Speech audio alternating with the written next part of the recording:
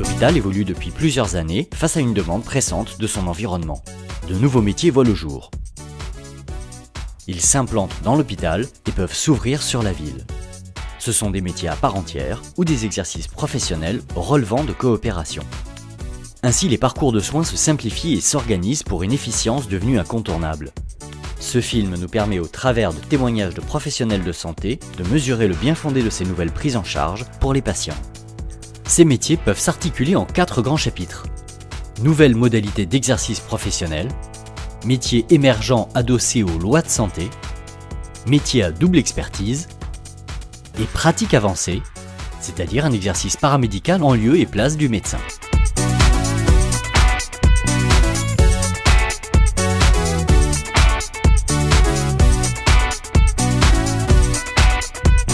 Créée en octobre 2013 dans le pôle chirurgie, la cellule de gestion des lits centralisée a permis de fluidifier et d'optimiser le circuit du patient programmé, ainsi que la prise en charge des urgences de spécialité. Pour cela, un nouveau métier a émergé, celui de gestionnaire de lit. Le gestionnaire de lit est un vrai manager de lit et sa fonction requiert des compétences en communication et diplomatie, ainsi que de bonnes connaissances dans l'organisation interne de l'hôpital et des aptitudes à utiliser les outils informatiques.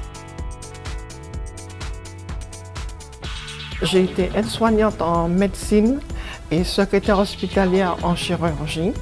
Et lors de la présentation du concept de la gestion des lits, j'ai été intéressée par cette nouveauté. J'ai voulu apporter mes connaissances administratives et bureautiques. J'effectue ce métier depuis 2 ans et j'aime ce métier parce qu'il y a une collaboration avec les cadres de santé, les médecins. Je suis autonome et responsable.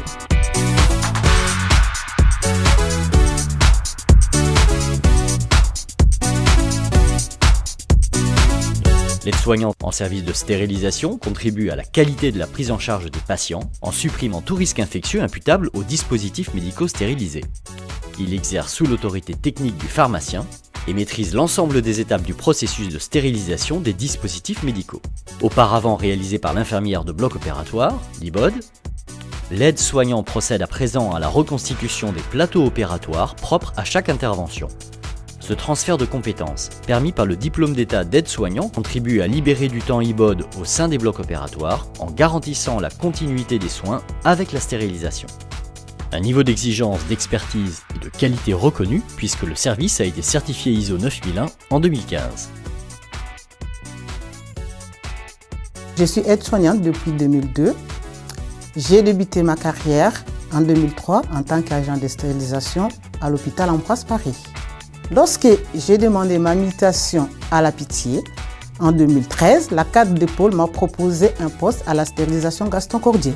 Ces services commençaient la recomposition des plateaux opératoires, ce que je ne faisais pas avant à Ambroise Paré. Je ne travaille plus auprès de patients, mais pour les patients. Nous avons obtenu la certification ISO 9001 grâce à un travail d'équipe.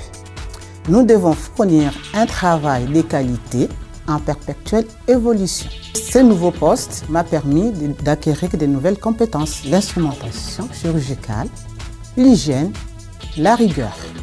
Du coup, quand on m'a dit, ici nous on commence la recomposition des plateaux, on m'a dit pourquoi pas, à Ambroise Paré je ne faisais pas tout ça, ça va me changer.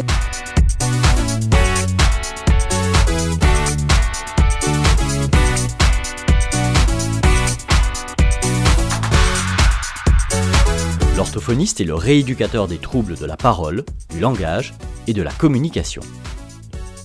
L'intérêt récent et accéléré de l'outil simulation numérique comme complément à la formation traditionnelle paramédicale n'est pas anodin. L'orthophonie à distance propose désormais des moyens thérapeutiques modernes adaptés à la prise en charge des patients.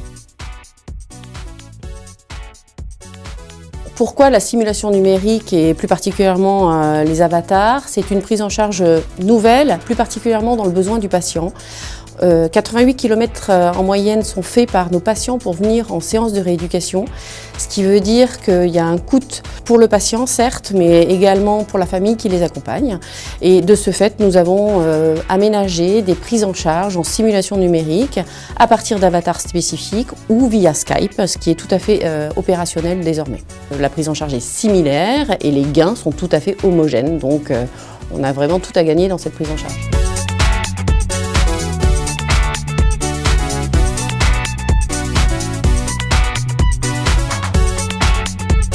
travail au sein de la coordination de chirurgie cardiaque repose sur 3 missions essentielles et complexes qui supposent des connaissances infirmières et des qualités professionnelles précises. Les missions sont d'une part l'organisation des prélèvements de transplantation, d'autre part la réponse pertinente et immédiate aux appels urgents tels qu'une dissection aortique ou une tamponnade, enfin la gestion évolutive du flux et le positionnement des patients dans les unités au fil des événements.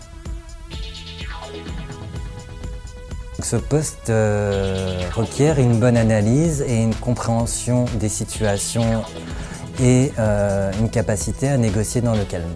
Donc ce rôle pivot d'organisation, d'anticipation et de communication avec les différents acteurs est la clé du déroulement optimal des situations rencontrées. La pertinence et la rapidité des actions sont fondamentales. En plus des qualités requises, il faut pour ce poste une bonne connaissance des pathologies, des organisations, des traitements et des soins. J'ai choisi de venir travailler à la coordination parce que j'apprécie le travail d'équipe. Cela demande donc beaucoup de réactivité et de sang-froid pour bien gérer la prise en charge de ces patients. Ce poste nous permet de renforcer et de développer des compétences qui serviront de tremplin vers d'autres horizons professionnels.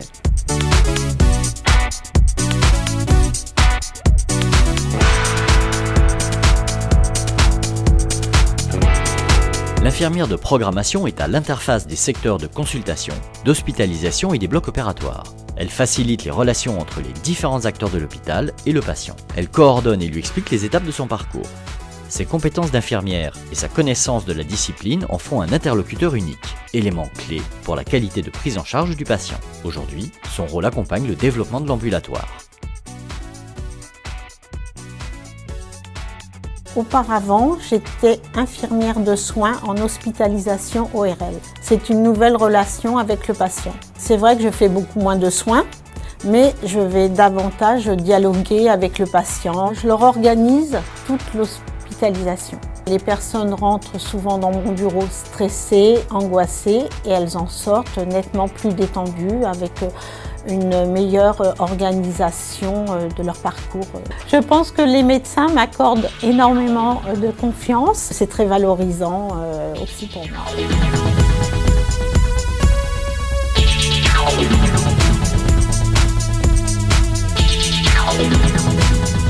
L'infirmière référente existe au sein du Centre Expert Parkinson Île-de-France Pitié-Salpêtrière depuis 2012. Sa mission repose sur l'accompagnement des patients pour optimiser la surveillance des traitements et l'amélioration de la qualité de vie.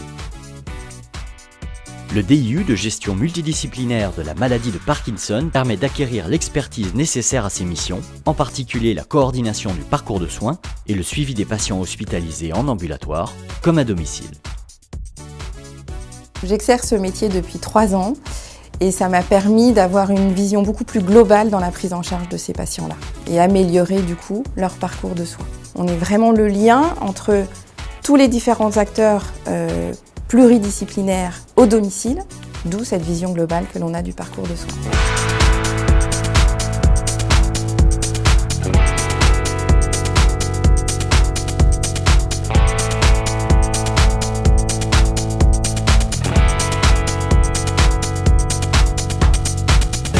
Le métier de conseiller en génétique est récent.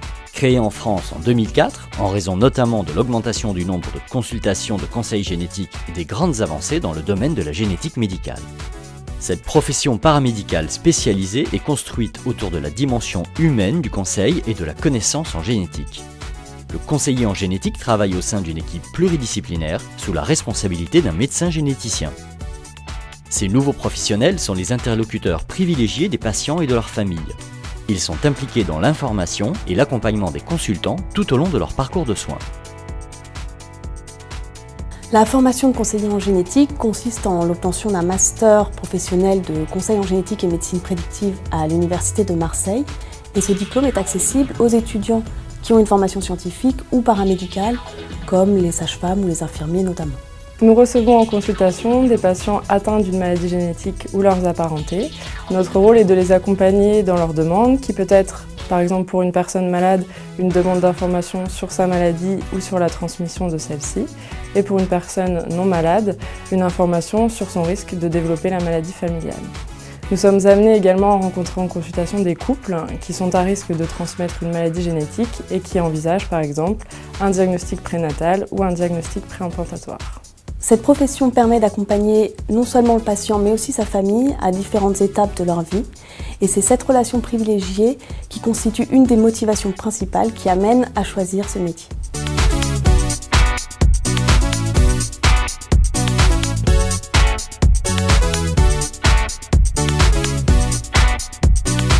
Devant le succès de la greffe dans les années 80, la loi de bioéthique de 1994 officialise le métier de coordinateur de prélèvement d'organes et de tissus, permettant le recensement des donneurs, la prise en charge des proches et l'organisation du prélèvement. Cette profession répond à un besoin de santé publique et permet de faire respecter la volonté des patients et d'accompagner les proches. Nos perspectives sont d'augmenter le recensement, développer les différents types de donneurs, ainsi que professionnaliser notre métier. J'exerce ce métier de coordinatrice donc depuis 16 ans. Qu'est-ce qu'il m'apporte ? Eh bien déjà une base très solide au niveau de tout ce qui est du rôle propre de l'infirmière, c'est-à-dire le relationnel entre nous et les proches. Être un peu la référente de l'accompagnement donc des proches lors d'un décès. Ça, c'est quelque chose de très important. Ça m'a apporté aussi un savoir-faire dans l'organisation aussi d'un prélèvement d'organes qui demande énormément de choses comme de l'analyse, l'anticipation, de la rigueur et surtout de la patience. Et pour finir, je dirais que ça m'a apporté aussi un enrichissement de mes connaissances personnelles, aussi bien dans le milieu éthique que juridique, avec lequel nous travaillons quand même assez souvent.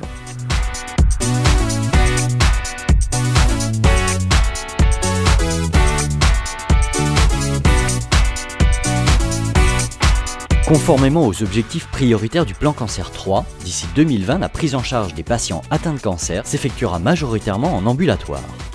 Pour s'adapter, les métiers paramédicaux évolueront et de nouvelles compétences pourront être acquises. L'infirmière de coordination du parcours de soins en ambulatoire est une des infirmières cliniciennes du pôle Orphée. Sa mission première est d'établir un diagnostic clinique à 48 heures de la séance programmée en HDJ. Au sein du pôle Orphée, les infirmiers et infirmières de coordination ont tous une expérience d'au moins 4 ans en cancérologie et ont tous bénéficié d'un dispositif de formation continue. Mon cursus, il est essentiellement en hématologie. Ça fait 6 ans. J'ai travaillé d'abord en unité de soins d'hospitalisation, unité protégée en m'occupant des patients autogreffés. Puis ensuite, j'ai eu la chance d'avoir un poste en hôpital de jour. Et de là est venu un besoin pour sécuriser la prise en charge des patients, de créer un poste d'infirmière coordinatrice sur lequel j'ai postulé, qui m'intéressait, permettait d'avoir une autre vision du soin. Aujourd'hui, je suis infirmière de coordination depuis 1 an. J'ai suivi une certification d'infirmière clinicienne qui aujourd'hui me permet d'exercer et de faire valoir ce que j'ai appris en clinique infirmière. Mes missions au quotidien, ça sera d'évaluer auprès des patients comment se sentent-ils pendant les intercures de chimiothérapie. Les enjeux, ça va être pour le patient évidemment de sécuriser sa prise en charge et puis forcément économique pour le service, pour le pôle, ça veut dire des transports qui ne seront pas faits puisque le patient n'aura pas lieu d'avoir son traitement, des chimiothérapies qui ne seront pas préparées puisque il n'aura pas lieu d'avoir son traitement. Pour moi, c'est une autre manière de faire du soin, c'est-à-dire qu'il n'est plus technique, mais il est extrêmement relationnel. En ambulatoire, on sait que les thérapies évoluent énormément. Ce sont des gens qui passeront sur des thérapies orales dans les années à venir. Et évidemment, les médecins auront besoin d'infirmières de coordination pour s'assurer qu'ils vont bien à la maison.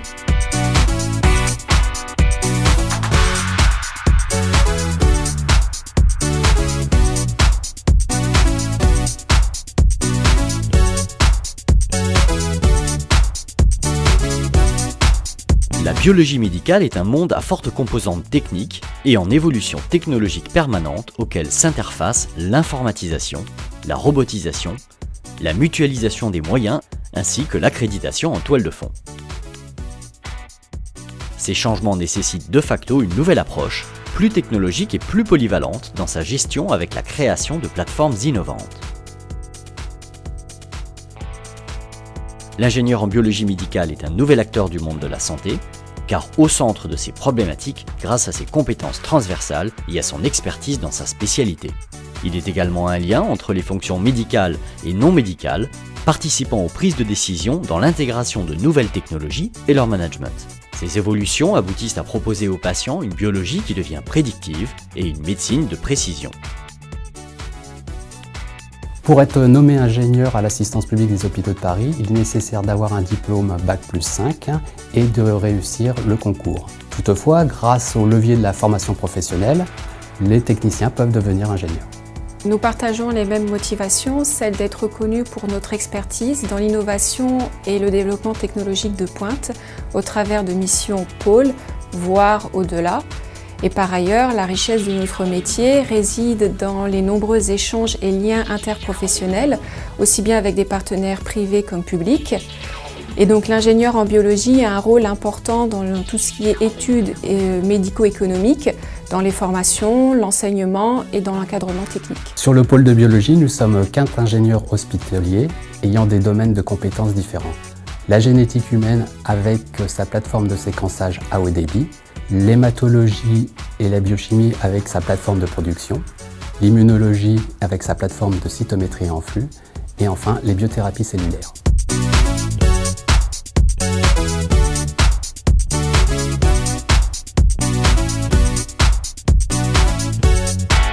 L'hôpital doit s'organiser en permanence pour être en interaction avec son environnement.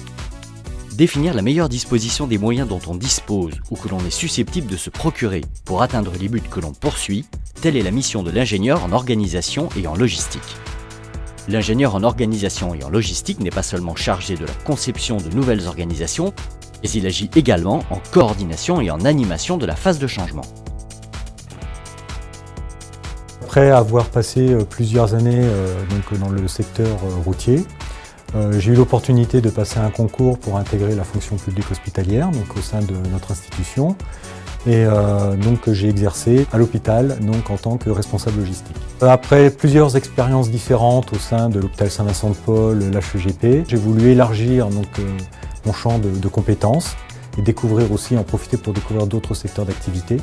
Donc j'ai l'opportunité de passer un diplôme d'ingénieur en organisation au sein du Conservatoire national des arts et métiers. Mais à l'époque, il y avait très peu d'ingénieurs logistiques au sein de notre groupe hospitalier. Un diplôme un peu plus général permettait justement de pouvoir bénéficier d'une autre expérience professionnelle et de pouvoir intervenir sur d'autres secteurs autres que la logistique pure et dure. Aujourd'hui, j'exerce à la fois en tant que responsable d'une plateforme logistique sur le groupe hospitalier Pitié-Salpêtrière, et mon diplôme me permet aujourd'hui d'avoir l'opportunité d'exercer et de remplir d'autres missions transversales et pour le compte d'autres services. Mon métier permet justement d'avoir un autre regard sur l'organisation. On apporte justement une méthode de travail, de réflexion, d'analyse, et on apporte également de manière plus concrète aussi un accompagnement pendant la phase de changement. Ce qui est très intéressant, c'est le fait d'aboutir, de construire avec des personnes avec qui on ne travaille pas forcément au quotidien.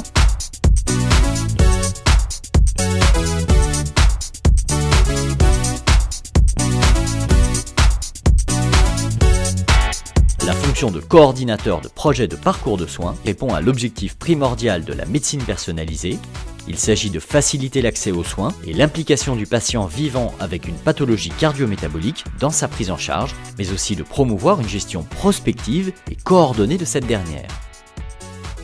J'étais infirmière pendant une dizaine d'années, travaillant auprès de patients qui avaient des maladies chroniques.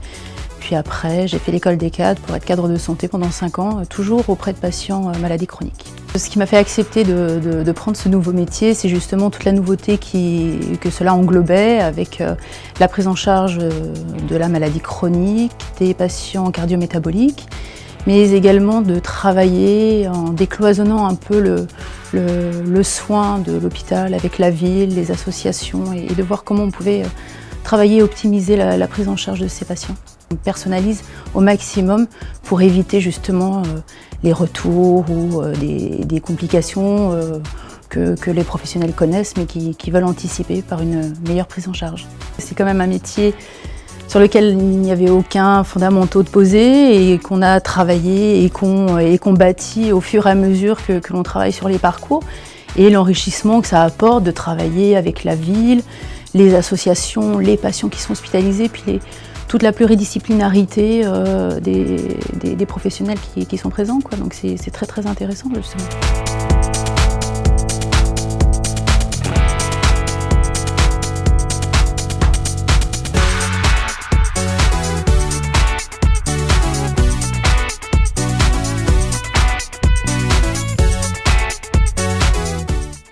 En lieu et place du médecin, l'infirmière est habilitée à effectuer les consultations et renouvellements de prescriptions. L'augmentation des bilans de diagnostic mémoire a saturé la consultation de suivi. Pour faciliter l'accès aux soins et la prise en charge rapide des patients, un protocole de coopération a été mis en place. Une expérience professionnelle en gériatrie, une validation d'UE et un stage de 4 semaines sont requis. J'étais déjà infirmière, donc pendant 20 ans en cardiologie et en soins intensifs, et puis depuis 6 ans donc en gériatrie ambulatoire à l'hôpital Charles-Foix. Quand on m'a proposé cette mission, c'était donc pour améliorer la prise en charge des patients en consultation mémoire, parce qu'il y avait beaucoup d'attentes auprès du médecin pour avoir un rendez-vous. J'ai suivi le diplôme universitaire de gérontologie de Paris 6. C'est une façon aussi d'améliorer notre pratique professionnelle. C'était une vision plus élargie effectivement du soin, une collaboration aussi plus proche avec les médecins et le reste de l'équipe soignante. Aux dernières nouvelles, on est 3 infirmières formées en France pour faire cette prise en charge. Donc c'est tout à fait le début, c'est très innovant.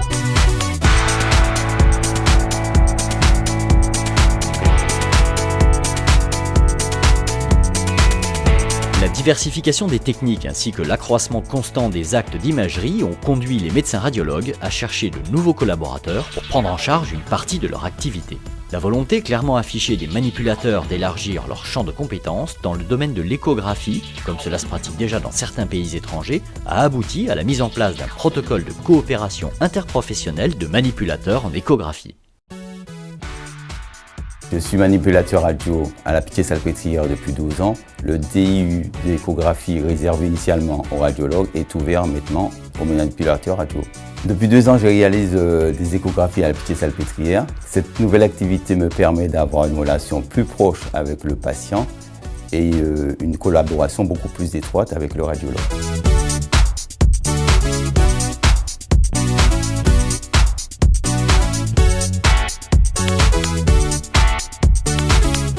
Afin de répondre à une demande croissante en matière d'investigation non invasive de la fibrose hépatique, une coopération entre professionnels de santé a été mise en place dans le cadre du bilan antifibrose. Dans ce contexte, elle permet aux médecins de déléguer à 2 infirmières les mesures de l'élastométrie du foie avec un fibroscan. Elle facilite l'accès aux soins et une amélioration de la communication entre professionnels de santé. J'ai travaillé en tant qu'infirmière en hospitalisation pendant 8 ans en gastro-entérologie. Ma chef de pôle me propose un jour ce nouveau métier. Pour accéder à ce métier, j'ai suivi un DU hépatite et cytokine à la fac de médecine et une formation pratique dans le service. Ma motivation première pour faire ce métier, c'est que l'infirmière a une position centrale dans la prise en charge des patients et elle fait aussi des gestes médicaux. C'est une valorisation et une reconnaissance de notre profession.